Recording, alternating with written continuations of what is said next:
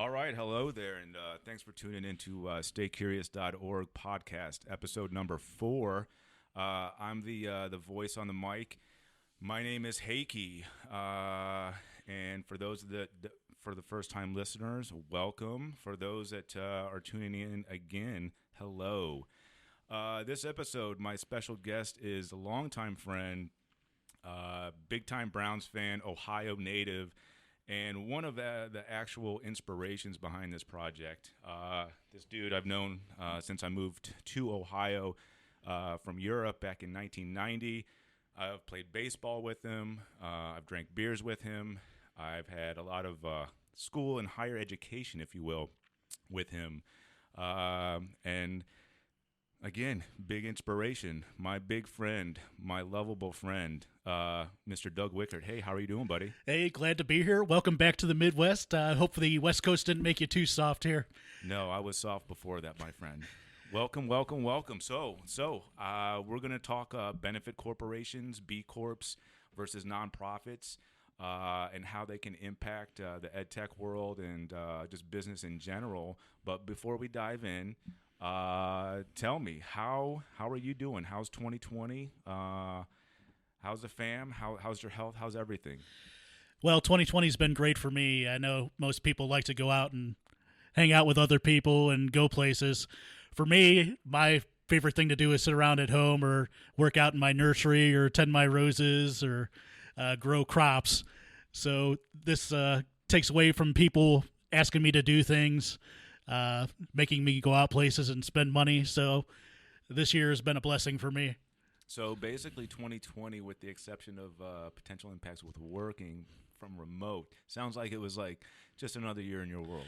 Well, even into the work situation's been great because we got to work from home for 3 or 4 months, and now we're actually back doing it. So that saves me 500 miles on my truck a week.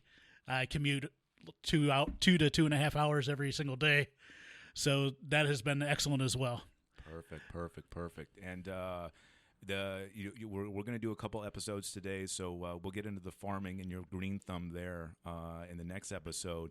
But let me ask you this from a business standpoint. Just from you working, you said that you were remote for a while, but overall, has your industry, your profession, kind of been disrupted that much, or has it just kind of been like a Kansas City shuffle, like a little bit of like Well, I work in electrical distribution, and we've seen quite a few shakeups. The year started off great through January and February. We were up over our projections for the year and up probably 8 to 10% year over year for a $6 billion company. That's doing well. Once mid-March hit, everything started getting shut down. A lot of our projects were our hospital projects and education projects, which obviously they didn't want people in their buildings. So that really slowed down our contractors. It also slowed down our hospital end users that are building new buildings, putting in new data centers. That slump, we were probably down 30 to 40% year over year in March and in April. May, we kind of clawed it back to maybe 25 or 20% below expectations. And that's kind of been a graph up. We've been rising until we reach this latest point where we have another more COVID going on. So there's more shutdowns going on, but fortunately it hasn't hit the business as bad as March and April. So it sounds like you've adapted, kind of overcome, kind of like still trucking, still the numbers might not be there, but I would think especially in the ed tech and the hospital side of things, electrical, especially with all the remote learning, you guys are still going to be fucking moving strong with projections ahead, correct? Absolutely, yeah. If people are working remotely, they still have to buy patch cords and all kinds of other things to make their business run. So, and in terms of hospitals, a lot of them were building smaller facilities to be able to house COVID patients. So that kind of helped out in the earlier months as well. That was actually pretty scary, man. I mean, I remember when I first moved here. I just got to Cleveland in mid-March. I've been in San Diego for 14 years prior to that, making my visits, seeing my family. But I remember when I got to Cleveland, brand new here, sight unseen, been here for 3 or 4 days, and Ohio was one of the first states to shut down. And my mom and I were out having a bite to eat, trying to buy furniture for this little pad of mine. And the lady, she was like, "Hey," she's like, "you might want to get some food to go because all the bars and stuff are shutting down at 9." And I told my mother prior to the day, like I had just been in San Diego 4 days before, and that was the first time that I was like kind of scared of the news and the pandemic.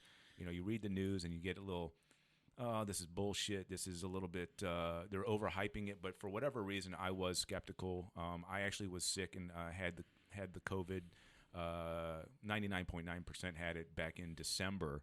I had been traveling for 4 or 5 weeks between San Diego, Boston, New Orleans, and Cleveland. And I got back to San Diego on Christmas Day, and I was sick, dude. I mean, I just knew it. I couldn't have my typical, 6 or 7 cocktails on the flights. I only had 3 or 4, and I got home and I was sick for 3 weeks. And 2 weeks into it, I went to the urgent care and they swabbed me. But they told me, they're like, "Look, you don't have the flu. You have something like the flu." But I remember loss of taste, disorientation, some very, symptom. The symptoms were there now, but no confirmation test exactly. And long story short, though, is fast forward to here in Cleveland, going back to what you said about the medical, kind of like pop-ups, if you will. I started seeing like they were basically like infirmaries, like temporary, like, come here, you're gonna die, like. And that was scary. So, a rant, I guess, on the success of the electrical business and like you adapting with your business aspect of things. But do you see, let me ask you this, with these projections, with the hospital, with the ed tech, what is your personal take on the pandemic in terms of, is this the new way of life? Do you think we're going to go back to like any type of normalcy, and how close to that normalcy do you think we will go back to? Yeah, I think this is going to change things forever.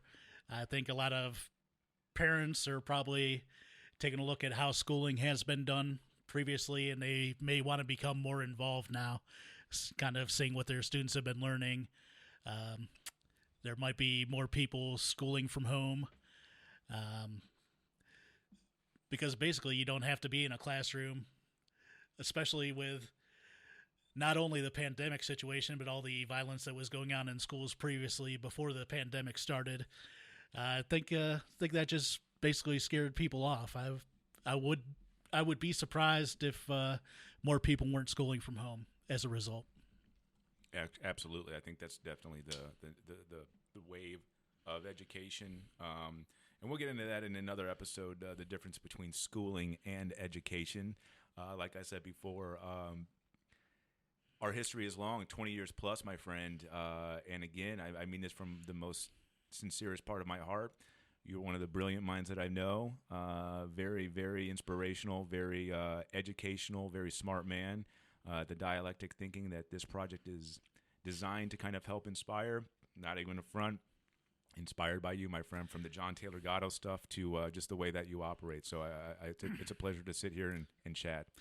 Well, believe it or not, I've learned more from you than you probably have from me. So come on. I've enjoyed our time together. Absolutely, absolutely. Well, we'll have to get into the shenanigans on another podcast with Mr. Wickert here. But for now, we're going to go transition into Benefit Corporation for this episode.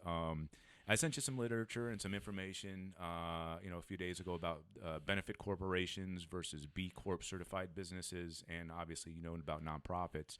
By no means am I a subject matter expert, but I have spent a lot of time reading about this stuff, and this is part of where having you on is hopefully going to lead to some new ideas. I did hear about this in 2013. A benefit corporation is nothing new in terms of concept. It didn't happen overnight. I think the first one was in Delaware or Vermont, maybe in 2011. And just tell me, I guess, from what you read, the little bit that you read, what's your thoughts on the B Corp movement, if you will? Well, my first thought on it was I'm surprised banks let it go through. As we know, anytime a company goes public, the banks own the majority of the company until they decide they want to sell off those IPO shares. Basically, the benefit corporation, instead of totally focusing on financial issues, it involves kind of expanding out the fiduciary duties to other stakeholders, whether it be your employees or environmental concerns or social concerns. So it seems to me that the way they word the corporations would kind of take power away from banks, which control the whole financial system. That's an actually interesting take, and I mean, I'm not going to even lie. I didn't even think of it from that angle. I need to do some more homework because I did not think of it from that angle. You know, I'm coming from a hippie kind of old soul. You know, after seeing the Enron thing and all these corporate 500 companies kind of like piss away people's, retirements and everything. As soon as I saw it with this concept of, stay curious with this project, if you will, I was like dilly-dallying between nonprofit and, LLC or sole prop. And then my knowledge at the time was only S Corp, C Corp, but then my curiosity, for the lack of a better term, got the best of me, and I stumbled across this B Corp movement.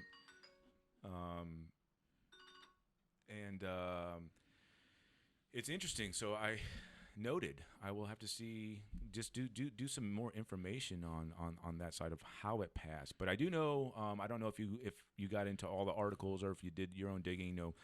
There is a difference. There's two things. There's the benefit corporation, which is a legal entity, which is only in, I think, about 30, maybe 35 states right now, plus D.C. And other states do have legislation in motion to kind of like adopt these legal entities. And then there's the B Corp certified. I'll give you a quick just difference on the two. But the benefit corporation, there are similarities between benefit corporations and B Corp certified businesses, but there are drastic differences also. And again, with the whole B Corp movement, if you will, is based upon impact investing, purpose or profit with purpose, if you will. And I Ben and Jerry's is the poster child for the B Corp movement. Everybody fucking loves ice cream. And these two, kind of hippies, started their ice cream business, back in the late 70s, early 80s, selling ice cream from their VW bus. And they actually had super huge success, obviously. I mean, I don't know anyone that hasn't had Ben and Jerry's. And if you're an ice cream hater, so sorry, you're missing out. I mean, I can definitely understand being lactose intolerant, but I mean, it's worth the gamble. It totally is worth the gamble and the smell that comes afterwards. But Ben and Jerry's, huge success in the ice cream world. They ultimately were the pioneers for the B Corp movement. They grew their business, became super successful, but had a very big thumb in the philanthropy side of things with their employees, with the environment. They had a lot of nonprofit kind of values, if you will, but they're businessmen. They went from guys selling ice cream in their van to businessmen. Fast forward to, I think it was like in the early 2000s. I think they were in a bidding war or some. I apologize for the technical aspect of things, the lack of that.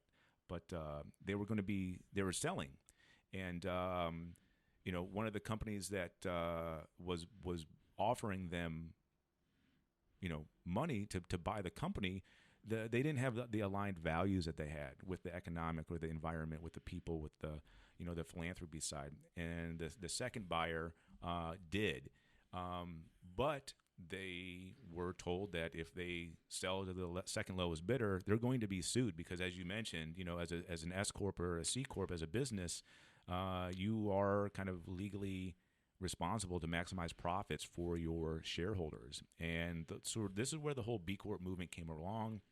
I don't know. I don't think they're B Corp I don't think they're a benefit corp. I know they got bought by Unilever, which is a European kind of distributor of, I guess, everything. It's either that or Johnson and Johnson's, I guess.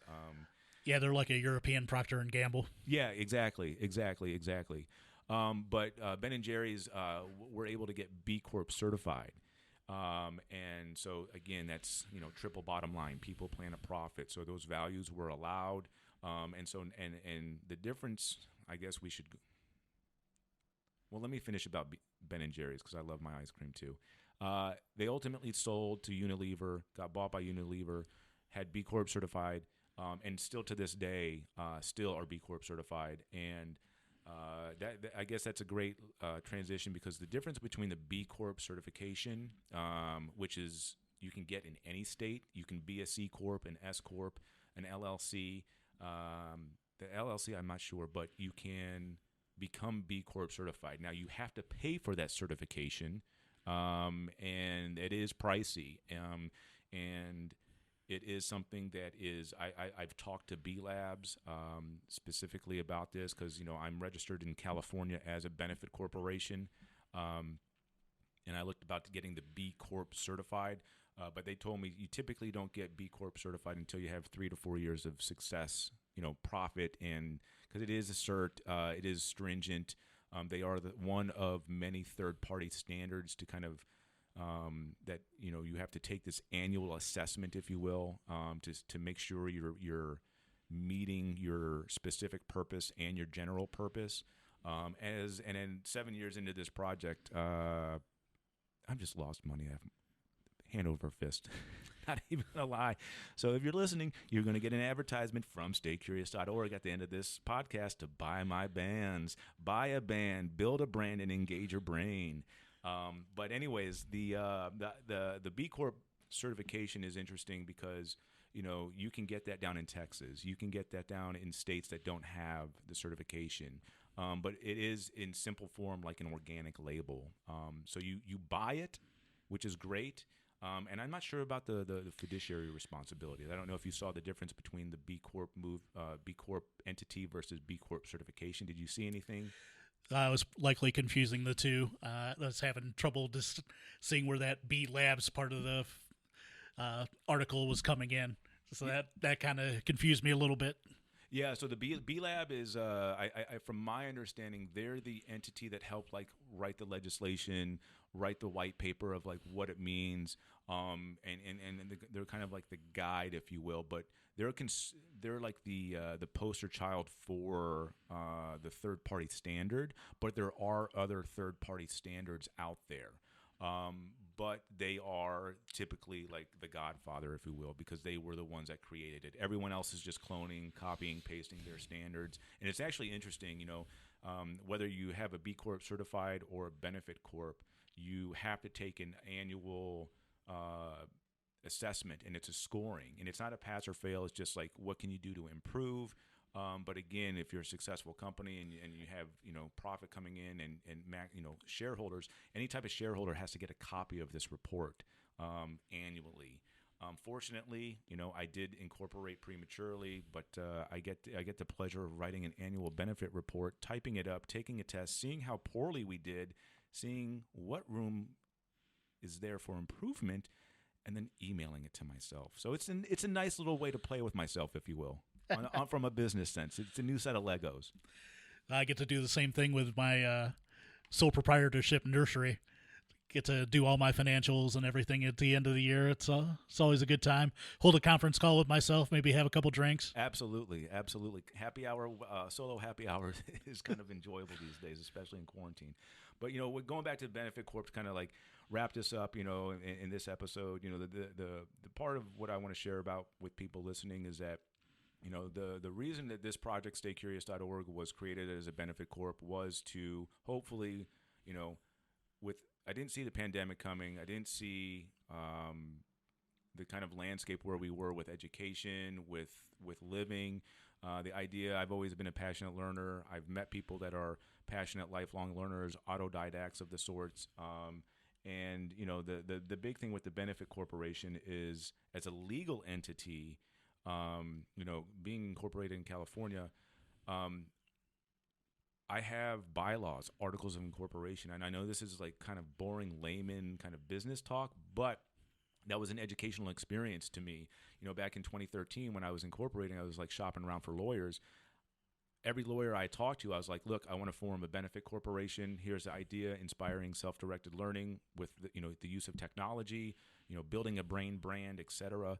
And everyone I spoke to was like, oh, you mean a nonprofit? And I was like, no. I went to H&R Block after I got incorporated.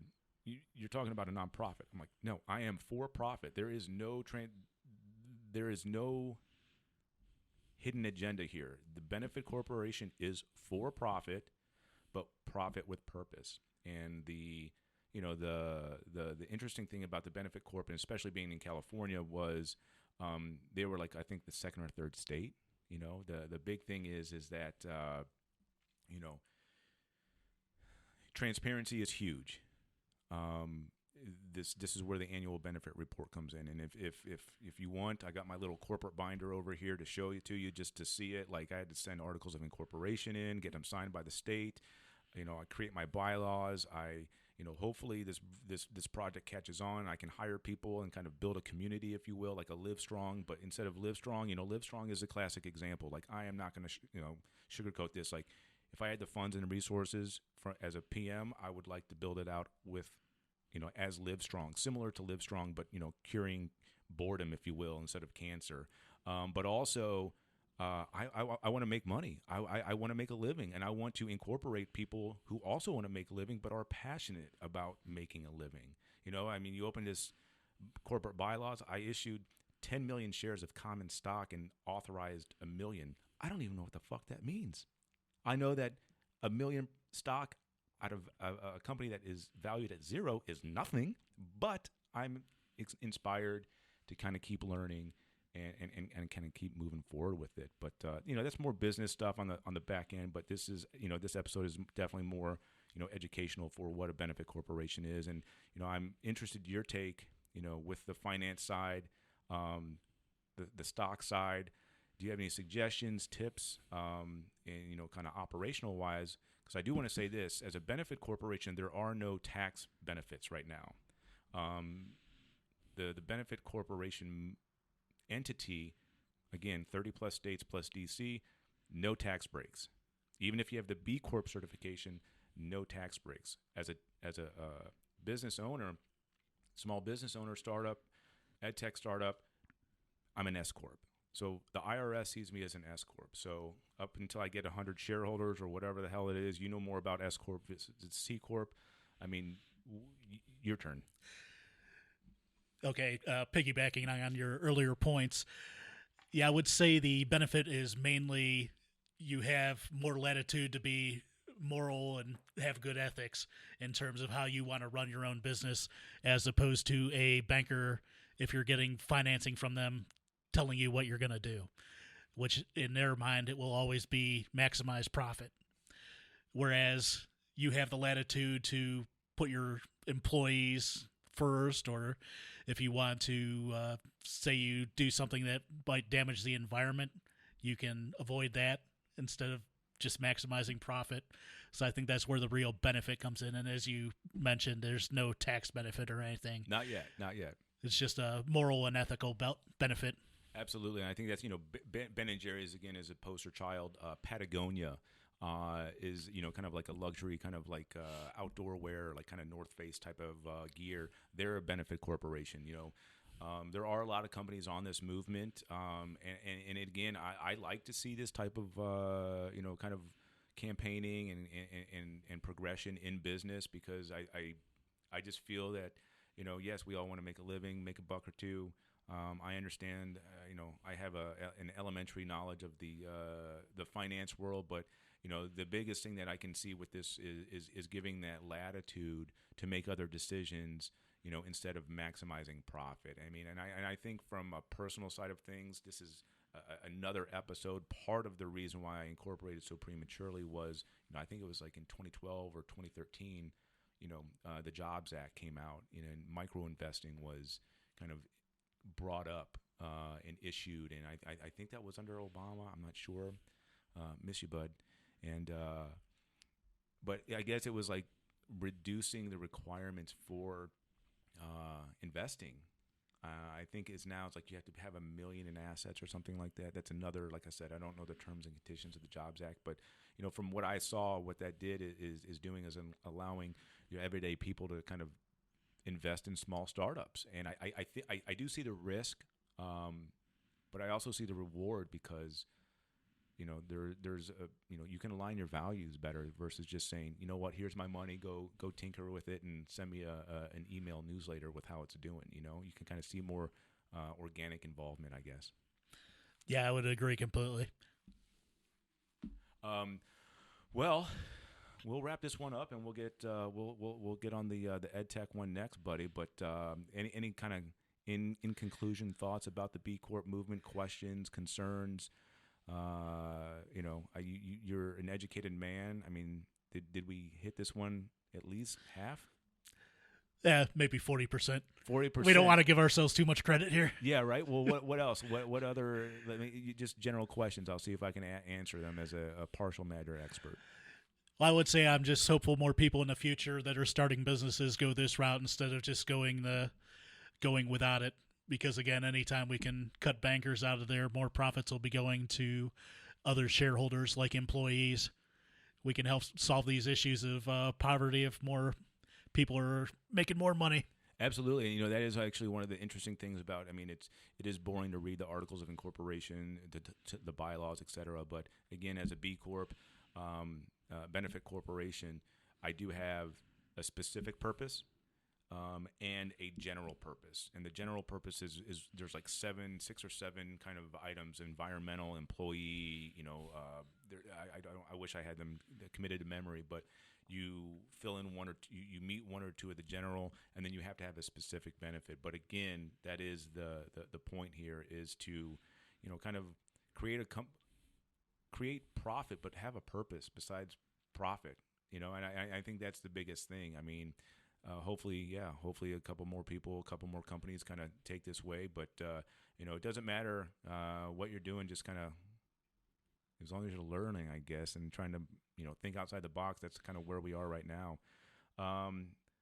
Well, I guess that's it for this episode. I think it's number 4. I want to say thank you to Doug. We're looking forward to the next one that we're going to do. We're going to take a little potty break here and then turn around another one. But until then, I appreciate you guys listening.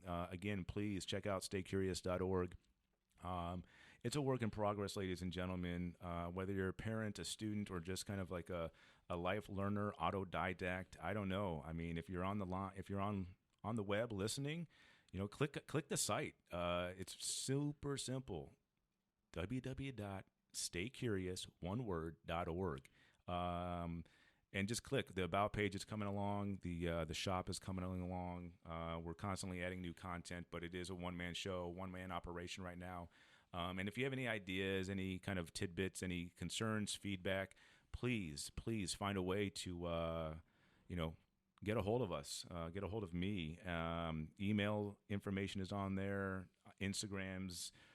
It's the digital age right now. We live in a digital world, so hopefully you can navigate that pretty seamlessly, and then we'll graciously take your feedback and criticism and play with it as we move forward. But again, thank you for listening. Episode 4 in the books, ladies and gentlemen. Until then, stay curious.